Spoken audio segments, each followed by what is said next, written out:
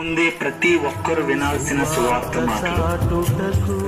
నా రక్త సంబంధులతో సమానమైన మీ అందరికీ నిన్ను నమ్మిన వారిని మోసం చేస్తున్నావు. నీ పొలం పని కావచ్చు, కూలి పని కావచ్చు, ఏ పని చేసినా నాణ్యత నమ్మకం లేకుండా అబద్ధాలతో మోసంతో మభ్యపెట్టి బ్రతుకుతున్నావు.